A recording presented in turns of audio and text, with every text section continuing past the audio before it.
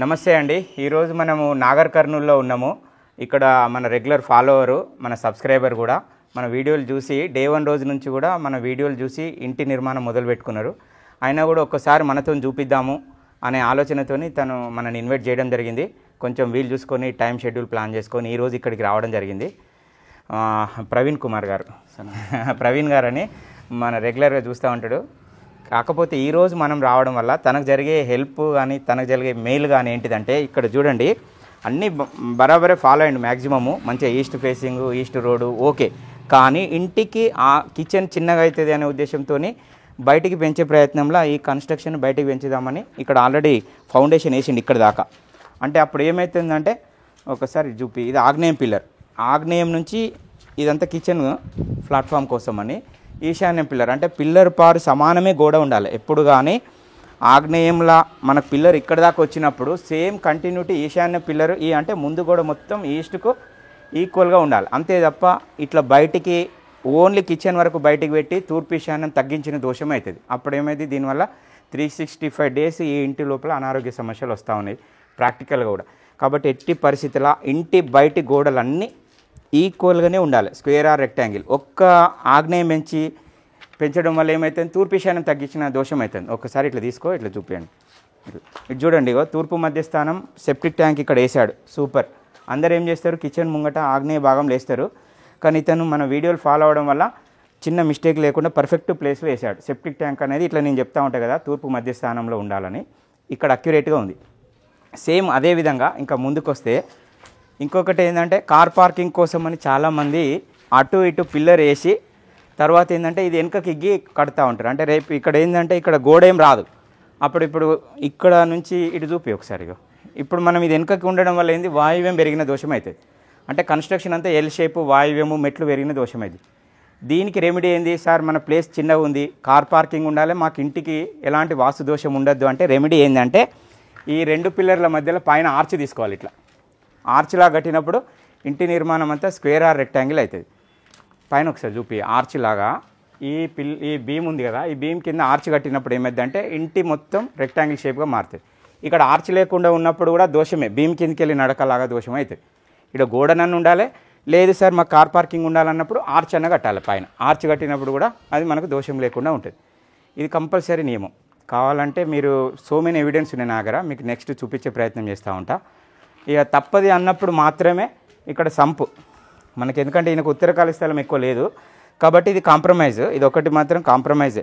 కాకపోతే ఏంటంటే బీమ్ కింద అంటే ఇంటి లోపలికి ఇక్కడ వరకే ఇంటి కన్స్ట్రక్షన్ కాబట్టి ఇంటి లోపల కాకుండా ఈ ఉత్తరకాల స్థలం కిందనే వీళ్ళు స్లాబ్ వేసుకొని ఇటు మెట్లకు ఎదురుగా ప్యారలల్గా అది ఉంది.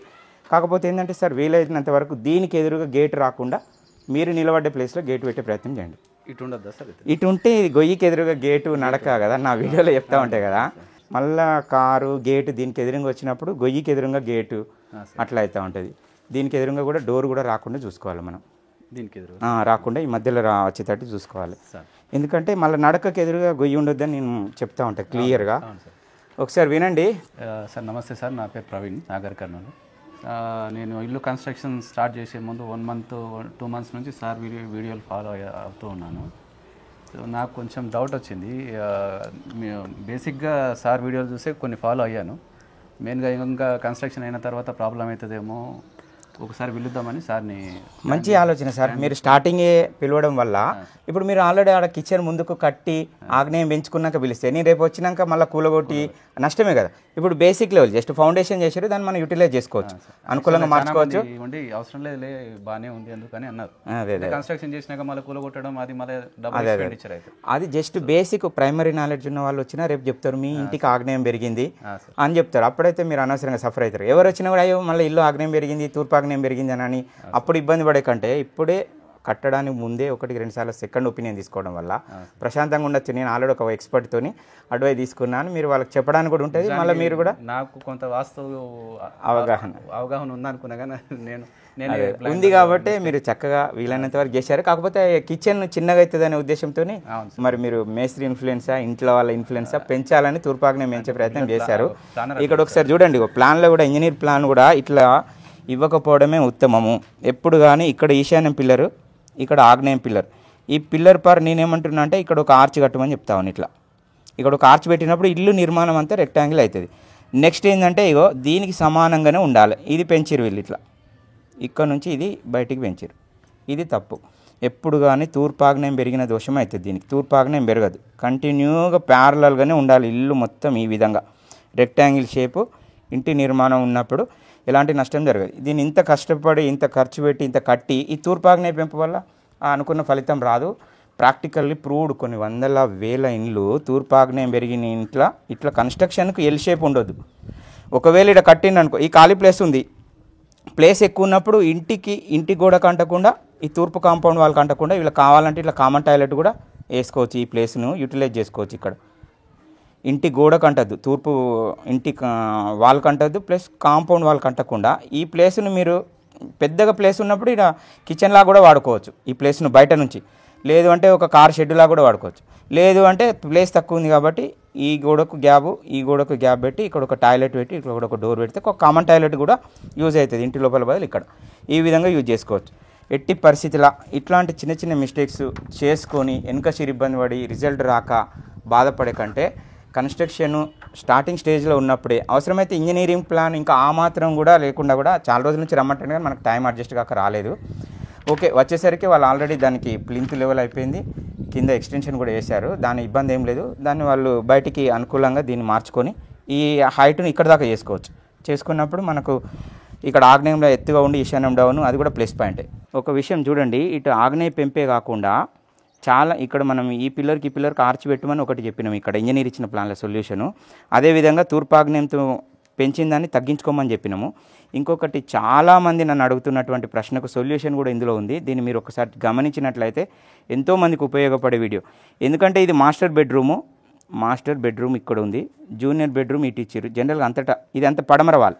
ఈ పడమర వాళ్ళకు నైరుతిలో మాస్టర్ బెడ్రూము, వాయువ్యంలో జూనియర్ బెడ్రూము ఈ విధంగా ఇచ్చారు. అయితే ఏంటంటే చిన్న ప్లేస్ ఉన్నప్పుడు ఇల్లునే ఇంక్లూడింగ్ టాయిలెట్ కట్టినప్పుడు ఈ ప్లేస్ సరిపోదు అని చాలామంది ఈ ఉత్తర వాయువ్యంలో దీనికి ఎక్స్టెన్షన్ ఇస్తారు.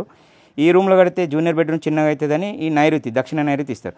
ఇది ఇటు పెరిగినట్టు అవుతుంది కదా సార్ అని చాలామంది అడుగుతూ ఉంటారు. దీనికి ఒకటే సొల్యూషన్, ఎట్లాగో ప్లేస్ చిన్నగా ఉంది, ప్లేస్ చిన్నగా ఉన్న దానిలో మనకు వాస్తులోపం ఉండొద్దు అంటే ఈ పిల్లర్ నుంచి ఈ పిల్లర్ ఇక్కడ ఒక ఆర్చ్ నిర్మాణం చేసినట్లయితే దీని దోషం పోతుంది. అప్పుడు ఏమైంది, ఈ భాగం అంతా రెక్టాంగిల్ షేప్ అవుతుంది. దీనికి సింపుల్ రామబాణం లాంటి సొల్యూషన్. దీనికి ఇక్కడ ఖచ్చితంగా ఒక ఆర్చ్ నిర్మాణం చేసినప్పుడు ఈ ఆర్చ్లకి వెళ్ళి ఇటు పోతాం, ఈ ఆర్చ్ నుంచి ఇటు పోతాం, ఇదంతా కలిపి రెక్టాంగిల్ షేప్ అయ్యి అప్పుడు వీళ్ళకు ఉత్తరవాయు పెరిగిన దోషం, వీళ్ళకు నైరుతి పెరిగిన దోషం కాదు. కాబట్టి మీరు ఈ సొల్యూషన్ చాలామందిలో ఉంది, చాలామందికి ఈ డౌట్. దీన్ని మీరు ఒకసారి మంచిగా గమనించండి. ఈ రెండింటి మధ్యలో ఆర్చ్ నిర్మాణం చేస్తే సింపుల్. ఏదైతే నేను ఇక్కడ ఈశాన్యంలో మళ్ళీ మనకు యూ షేప్ అవుతుంది, ఎల్ షేప్ అవుతుంది, అట్లా పెరిగినట్టు కాకుండా ఇక్కడ ఒక ఆర్చ్ కట్టమని చెప్పినో అప్పుడు ఇల్లు మొత్తానికి రెక్టాంగిల్ ఎట్లా మార్చినామో ఇప్పుడు ఏంటంటే పార్ట్ ఏ పార్ట్ బి ఈ భాగంకి అంతా ఇక్కడ ఆర్చ్ కట్టేసరికి ఇదంతా ఒక పార్ట్గా మారిపోతుంది.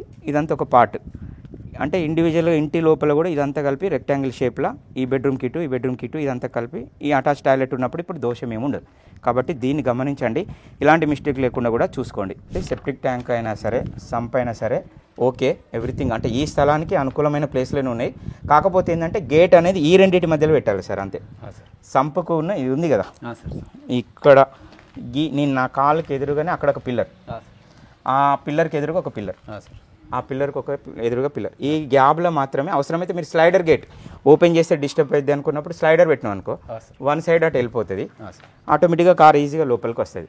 అందరు ఎవరైనా సరే కారు కోసము వెనుక కిగ్గి కట్టిన వాళ్ళు ఇట్లా ఆర్చ్ ఖచ్చితంగా దాన్ని కవర్ చేయాల్సిందే. లేదు అంటే మాత్రం మనకు ఇల్లు ఎల్ షేప్ ఉత్తరవాయం పెరిగిన దోషం అవుతుంది.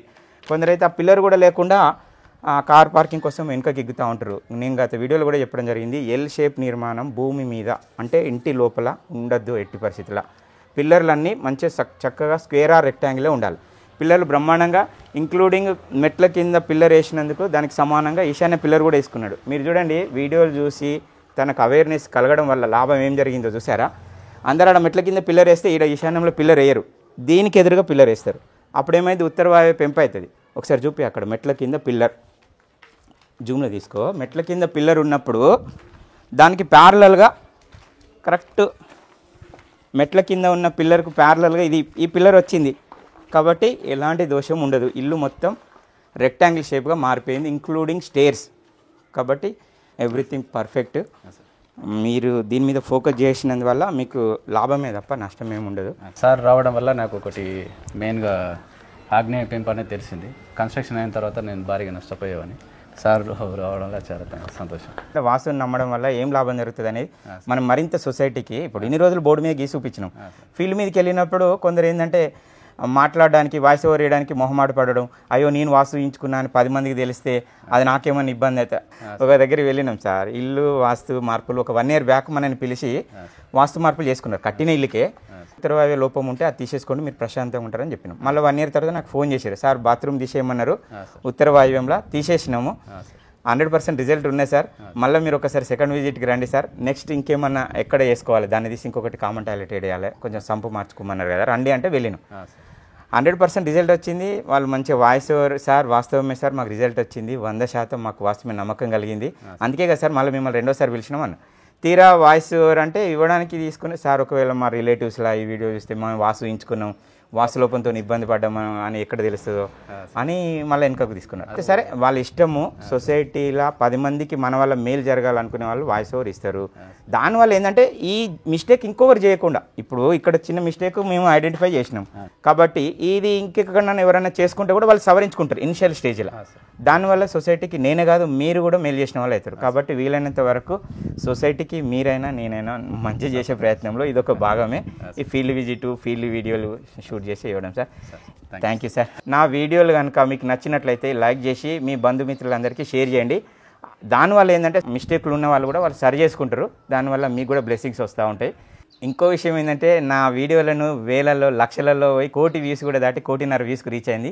సబ్స్క్రైబ్ మాత్రం చాలా తక్కువ మంది చేస్తారు. అంటే సబ్స్క్రైబ్ చేసుకోవాలని తెలియని వాళ్ళు కొందరు, లేదంటే ఏదో చూసి స్కిప్ చేసే వాళ్ళు కాకు. వీలైనంత వరకు సబ్స్క్రైబ్ కూడా చేసుకుంటే అది ఎక్కువ మందికి రీచ్ అవుతుంది, సొసైటీలో ఇంకా ఎక్కువ మందికి అది మేలు జరుగుతుంది. కాబట్టి ప్రతి ఒక్కరు నా వీడియో చేసే ప్రతి ఒక్కరు నా ఛానల్ను సబ్స్క్రైబ్ చేసుకోవాలని నా యొక్క రిక్వెస్ట్. Thank you.